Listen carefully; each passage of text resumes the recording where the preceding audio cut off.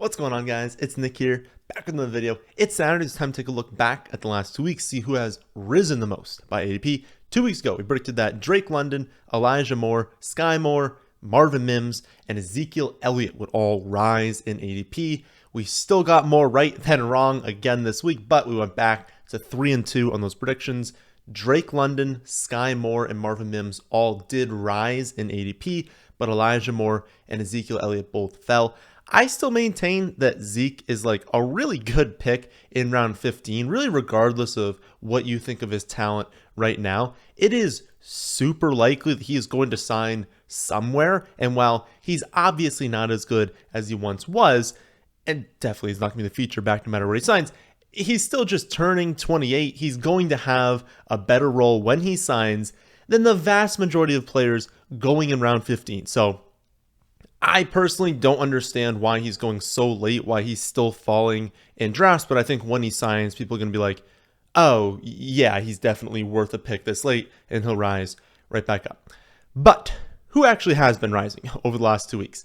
Number one riser by like a mile is Tim Patrick. He is up, I believe, over 2 rounds, now going in the 15th round. A report came out that said that multiple people in the Broncos building, didn't say who, multiple people, said that, quote, he is the best football player in the team's wide receiver room. You could honestly take that a number of different ways, right? Best football player could mean they're talking about like all around football. They're bringing in like special teams. They're bringing in run blocking, things we don't care about in fantasy football, right? So you could take it a lot of different ways, and we don't even know who those people are, just people in the building. But I at least do agree with like the sentiment, right? And I don't think the rise is unwarranted. Like Tim Patrick is still a really good wide receiver and would probably be a starter on most teams in the NFL and will likely get a decent amount of playing time this season. I do still think he hits his upside if Courtland Sutton is traded. I've been hoping that would happen all offseason. I really do hope that they know Judy's the number one. They think Tim Patrick and Marvin Mims can be that 2-3, and that they can get rid of Courtland Sutton, trade him away, give both those two more opportunities. What's probably going to happen is that he won't be traded away, and so we'll kind of get more of like a really 3 of them rotating. Sutton, Tim Patrick, Judy, all kind of rotating in that like second and third wide receiver spots, with Judy basically not leaving the field. But regardless, in both those scenarios, I mean, Tim Patrick is worth a late round pick. I think the rise is warranted because he honestly is a really good player. Second biggest riser is DeVante Parker. He is up a round, now going in the 17th, kind of creeping his way into round 16. He got his big contract that people definitely, saw, are starting to be like, okay, they're invested in him. Let's take him late because, I mean, let's be honest, many late round picks, we just don't know if the team's very invested in them. But as I've discussed, it's mostly an incentive-based deal. Like he gets a lot of that money if he has a really good season, he makes the Pro Bowl, things like that. They're, probably not going to happen. So the Patriots are like, sure, if you become an All-Pro, like we'll give you more money, but like you're not going to, so who cares? Still, doesn't take away the fact that like they're at least invested in him right now, but also doesn't take away the chance that like they're still the betting favorites to land DeAndre Hopkins right now. Again, maybe that happens in the time that like I'm recording this to when we upload, but we don't know right now, and so that risk is still there. Obviously, his value is going to go way down if they do sign DeAndre Hopkins. And also, let's be honest, he's worth like a late round flyer on Underdog. But if we're thinking about this in a redraft league, the odds that DeVante Parker ends up as, a starting wide receiver 2 for you in a redraft league, like pretty low. So unless you're in like if you're in like a 14-team redraft league, you've got multiple flex spots, you can start 3 wide receivers. Now we can start being like, okay, I can see a path to him being a consistent starter. For the vast majority of you in 10 or 12-team leagues with like 1 flex spot, 2 wide receivers, sure, take him with your last pick, but you don't really need to go any earlier than that.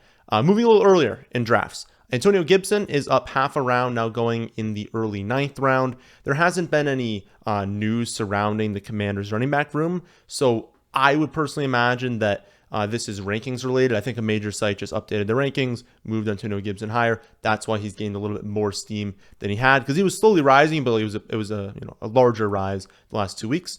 But I agree with the rise. Brian Robinson just isn't really a fit in this new offense.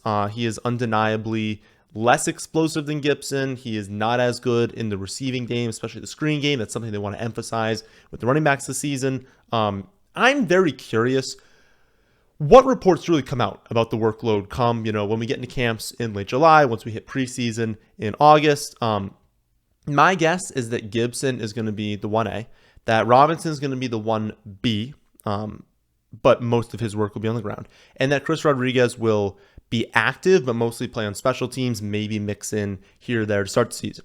Then I think Gibson remains 1A all year, with Chris Rodriguez just really depending on how he performs in practice, getting more chances on offense, pretty much all coming at the expense of Brian Robinson. And since, Robinson, Rodriguez, they're both just awful in the receiving game, that's just not something they're going to be featured in, Gibson's role is safe and comes with by far the most upside. So I do think the rise in ADP does make sense. And I do think that I've probably been too low on him in the rankings, especially just, how down I am on Brian Robinson. So I'm going to be moving him up. I think the rise makes sense again. Another riser in a similar range is Romeo Doubs. He's up about half a round, making his way into the late 10th round. This one is not news related. It's just a trend we've seen for months now. I mean, Doubs' ADP has consistently risen all summer. Just more and more people every week basically realize that he's going to be the number 2 wide receiver on the Packers. He legitimately could lead this team in receptions. Now you still want Christian Watson because Watson is more explosive. He has more upside. Even if he has few receptions too, his yards per reception will be much higher. He has just more weekly and season-long upside. That's what we want in fantasy. But the gap should be less. They should just be going closer in ADP than they are. I don't think Doubs will ever make it to a top 100 ADP. But I mean, I'll show the graphic on the screen. I probably already had shown it.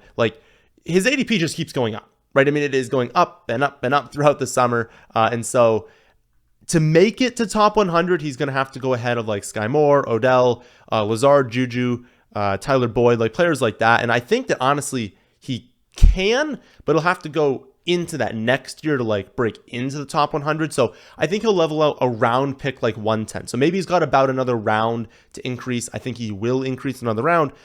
Beyond that, I don't think he'll ever enter, into the basically the upper 80s into 90s, where we're looking more at Bateman, Zay Flowers, that range. I don't think he'll quite make it there, but I think he still has a little bit room to rise. 2 other names, they're big time risers in the later rounds outside the top 100 are Paris Campbell and Kenneth Gainwell. We've talked about them a lot recently, so we can just do kind of a quick take on both of them. But both have made their way into the 15th round. I have seen Paris Campbell. I saw him go in the 13th round, honestly, the other day. People are in love with him right now. My takes on both of them has remained unchanged. Gainwell is a very quality late round flyer. I would never take him early, but very quality pick in the later rounds. Campbell will likely exceed value at his ADP, but you have to exceed value by a lot in the later rounds to truly be worth it. His ADP is round 15. He could return 13th round ADP, but that value doesn't really matter all that much. When you're drafting someone that late, especially in a redraft league, you want to be able to start them at some point. And I still don't think Paris Campbell has a ton of upside. So I think as an underdog pick to exceed value, sure, in a redraft league, don't think you're getting someone who has wide receiver 1, even really wide receiver 2 in the range of outcomes. It's probably not going to happen. He'll probably exceed value because he's going in the 70s, let's say, for wide receivers. Maybe he finishes around 55, but even that isn't super valuable. So again, fine late round pick, not anything crazy. In terms of top 100 risers, biggest one is actually Tua. He's up 4 spots now, going in the mid 8th round. It is going to be honestly just really interesting to see how his ADP changes throughout the summer. Are people going to be confident in his health and push his ADP up? Or is it going to fall when people are no, maybe he takes a big hit, maybe he suffers an injury, something happens where people are nope, I'm out on Tua. Because if we knew he'd play all 17 games, let's just pretend someone came from the future and told you that, you would probably take him in the 6th round. You'd take him in the same range as Trevor Lawrence. If you honestly knew 100% chance playing all 17, you'd probably take him ahead of Trevor Lawrence because you wouldn't know Trevor Lawrence is playing all 17. But the point is, he's a very valuable player when he's out there. The concussions are just obviously a very large concern. And it's brutal, watching those games, knowing that whenever he gets sacked, I mean, that might be it. That might be it for his season. So I think the ADP is like generally correct. I mean, the top 8 quarterbacks are pretty locked in at this point, right? You've got a top 3 of Jalen Hurts, Mahomes, and Allen, right? You can order them however you want. That's the top 3. Then you've got that grouping of Lamar, Burrow, Fields, Herbert. Again, can kind of order that however you want. I think Lamar and Burrow, most people can agree, are the top 2 there. And then you've got that 2 of Trevor Lawrence and Watson. I think most people can also agree it's Lawrence, then Watson. And then you've got a huge range. Daniel Jones, Tua, Dak, Cousins, Geno, Rodgers, Richardson, like a huge range of quarterback that are all very, very close.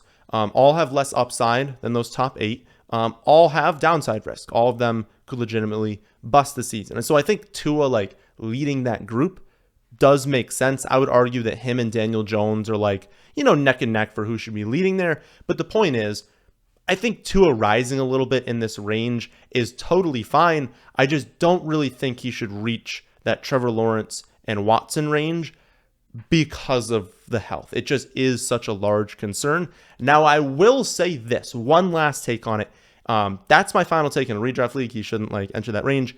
On a site like Underdog, if you were stacking, like if you had gotten Tyreek Hill and Waddle, you should be taking Tua early, because under that build, you're assuming that Tua stays healthy because your Hill and Waddle picks are going to bust if Tua gets injured. So why not go with that and take Tua? In a redraft league, you don't need to think like that. You just have to think, do I believe Tua is going to stay healthy all season, kind of disregarding everything else I've done in the draft. And so again, I think after that Lawrence and Watson range, but ahead of the group I just mentioned. Another top 100 riser is Alexander Mattison. For like a full in-depth take on him, watch Thursday's video. But in short, I'm now behind ADP on Alexander Mattison just because there are a lot of risk factors that I think people are overlooking right now. We simply don't know how good of a player he is. I know running back talent matters less than a lot of people think, but it does still matter. We don't know how well he fits this new offense. He was pretty bad in it last season. We don't know if they're going to add another running back. We don't know if they're going to feature him like they did when Cook was injured. Now Cook's not on the team. Do they change up that game plan? Like, there are just a lot of things that we don't know. And until we know them, I'm going to remain behind ADP on him. I don't think he should have risen. Another person I don't think should be rising is Diontae Johnson. He continues to rise. He is basically the Romeo Doubs of the middle rounds, seeing a consistent ADP rise all summer. I don't think it has ever fallen. He's up 4 more spots, now being taken in the late 5th round. He's made his way into the 5th round now. You all know my take by now. I think he'll pay off like that round, like 6, 7 ADP. I think right there, he's going to pay that off. He might slightly exceed that value. I think now in the 5th round, I think it's pretty unlikely he returns like 4th round value. When I draft someone, I really want them to be able to exceed value, especially in this range, by like a round or 2. Like, I think that should be in the range of outcomes. I just don't see a world where Diontae goes out there and is scoring a ton of touchdowns, has a ton of targets. Like, I think they're going to run the ball a lot. I believe in the other weapons on this offense. I just don't think he's going to exceed value in the 5th round. So I hope his ADP keeps rising because it just pushes back value on players I do want. 2 running back risers going in like a similar spot are David Montgomery and Rachaad White.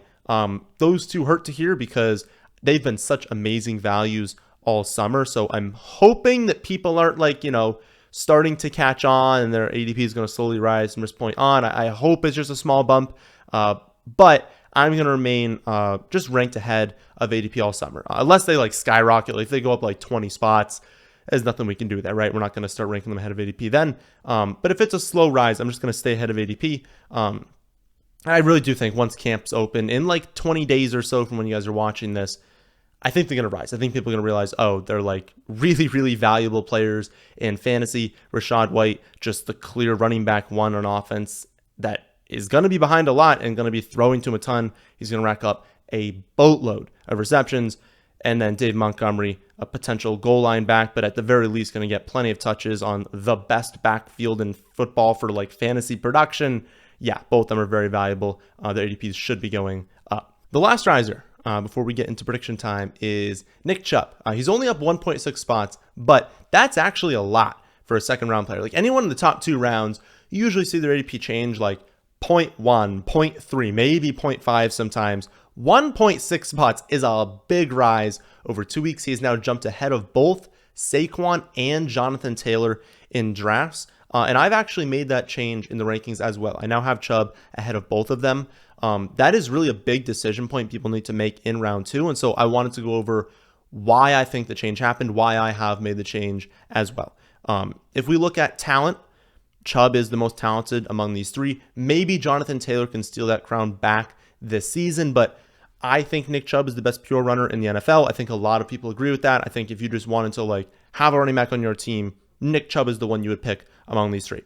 Then we can look at overall offensive strength, and again, Chubb is the winner. Cleveland is very likely going to be a better offense than the Giants, definitely going to be a better offense than the Colts. And then we look at opportunity, and Chubb used to lose, right? Because you had Kareem Hunt there that was taking away reception upside, it was taking away some touchdowns. Hunt was still good in the red zone, but now Hunt is gone. And so we see Chubb in a role where he's going to get all the touchdowns, as much early down workload as he can handle, an expanded role in the receiving game. Well, you have risk factors with Saquon, right? Saquon could hold out. We don't know if Darren Waller could steal a lot of those targets. Jonathan Taylor, let's be honest, he has the most athletic quarterback in the history of the NFL now. That's going to be a potential hit to his rushing touchdowns, potential receiving touchdowns if there's no more dump-offs. And so it's now you look at it and it's Chubb's winning in all 3 areas. Why would you take those 2 over him? So I've definitely moved Chubb up. He's an awesome pick in round 2. So those are the top risers over the last 2 weeks, but who do I think is going to rise over the next 2 weeks? Number 1, Drake London. I just think people are starting to recognize that the talent is absolutely there. The opportunity is going to be there. And also there's a pretty big gap between the wide receiver that has an ADP ahead of him and then Drake London. There's a huge gap there. And so it's really easy to click his name around pick 40. And with an ADP at 43, I think that slowly moves towards pick 40. I think that Joe Burrow will see his ADP rise. There's been a reversal in quarterback ADPs recently. If you remember, I don't know, a month ago, maybe, all quarterbacks were just trending down in drafts. That seems to have bottomed out, and quarterbacks are starting to stop falling and slightly rise by ADP. I think that Burrow will just be an obvious choice for people in that mid 40s range. And so I think he'll rise. Cam Akers, I think, will continue to rise. It's just really easy to click his name as well. Very easy to just jump on the hype train with him. Also, people are starting to back off wide receivers. So we also talked about the last month, wide receivers are just getting steamed in drafts. They were going higher and higher and higher. That has finally stopped. Now wide receivers are working their way back down in drafts. People are okay, maybe we were a little bit too aggressive. Let's actually start taking some running backs. And so I think people will look at Akers. They'll be well, I want running back right now. He is still super young. He has produced well in the past. He is very clearly a lead back on what should be a pretty high-end offense this season, and people will start to take him earlier. I also unfortunately think David Montgomery will rise in ADP. It's just too easy of a pick, and I'm surprised it's taken this long for people to recognize that. And then finally, Kirk Cousins. I think his ADP will go up. Again, quarterbacks are starting to stop dropping and maybe move back up. And it's just really easy to click his name given all the mediocre players being drafted around him. Honestly, all the running backs, wide receivers in that range, you're you're not that pumped about. And it's very easy to click Kirk Cousins. That's why I've actually drafted him more than any other quarterback this season. He's my highest rostered quarterback so far this offseason. I've taken him in basically a third of drafts, kind of crazy. So I hope I'm wrong. I would love to see his ADP move down so I can draft even more of him, but I do think his ADP will start to go up. So if you ever want access to this ADP data for free, you want to look at the charts, you want to look at the raw data, whatever you want to look at, you can find that on my website, thefantasyfootballadvice.com. I'll be back tomorrow to go over an optimal underdog draft strategy, Monday for another episode of Mock Draft Monday, and then Tuesday, live, 6:30 Eastern, to answer any questions you all have and to do a draft with all of you. Now, my friends, is in this one. Hope you all did enjoy. If you did, how about hitting the like button and how about subscribing to the channel if you're new here. Thanks for watching.